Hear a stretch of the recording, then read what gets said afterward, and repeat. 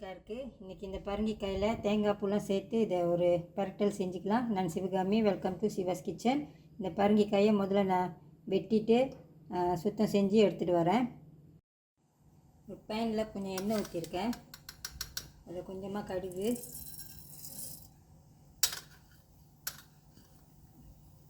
அடுத்து கொஞ்சம் சீரகம்,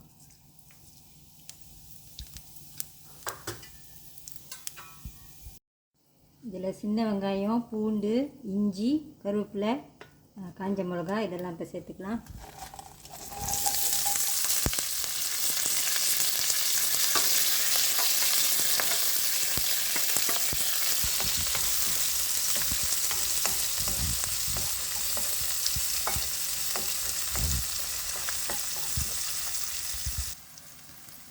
இதில் கொஞ்சம் பெருங்காயம் சேர்த்துக்கலாம்.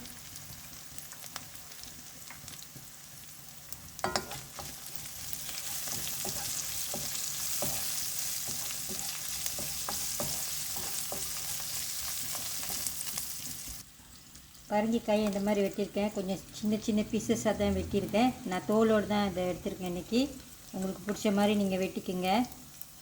போட்டுக்கலாம்.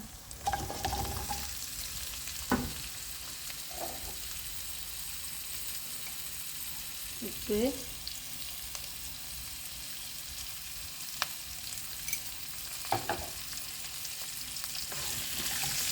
இன்றைக்கி இந்த பரங்கிக்காய் வந்துட்டு நல்ல ஒரு கலரில் இருக்க போது, அதனால் நான் மிளகாத்தூள்லாம் இதில் சேர்க்கல, மஞ்சளாகவே தான் இருக்க போது.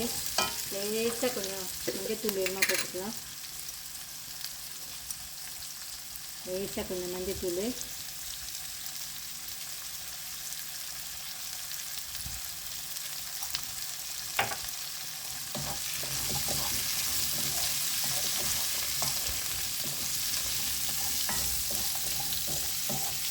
இது இப்போ வேகுதான். இது நம்ம ரொம்ப தண்ணி ஊற்ற வேணாம். இது கொலைய வேக வைக்க வேணாம், வெந்திருக்கணும். ஆனால் கொலையக்கூடாது. தண்ணி கொஞ்சம் தெளித்து ஊற்றிக்குங்க. கொஞ்சமாக தண்ணி ஊற்றிக்குங்க.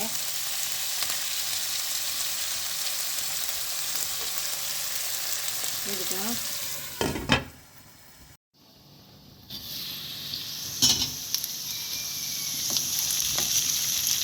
இது நல்லா வேகிற வரைக்கும் கொஞ்சம் கொஞ்சமாக தண்ணி தெளித்து லோ ஃப்ளேமில் வச்சு இதை நல்லா வேக வச்சுக்கோங்க.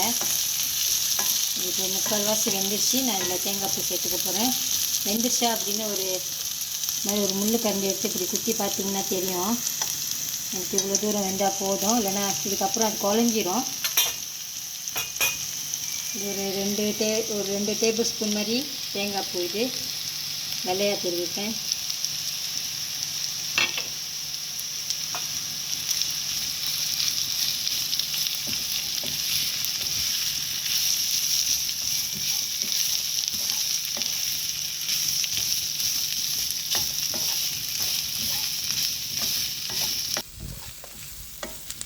பரங்கிக்காய் தேங்காய் பூ பரட்டல் ரெடி ஆகிடுச்சு. இது எவ்வளோ அழகாக இருக்காங்க.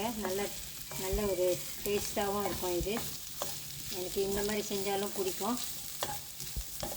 இந்த புளியெலாம் ஊற்றி மிளகாத்தூள்லாம் போட்டு அந்த மாதிரி ஸ்டைலையும் நான் 2 வீடியோ போட்டிருக்கேன். இன்றைக்கி வேறு மாதிரி செஞ்சுருக்கேன். இதையும் நீங்கள் ஒரு வாட்டி ட்ரை பண்ணி பாருங்கள்.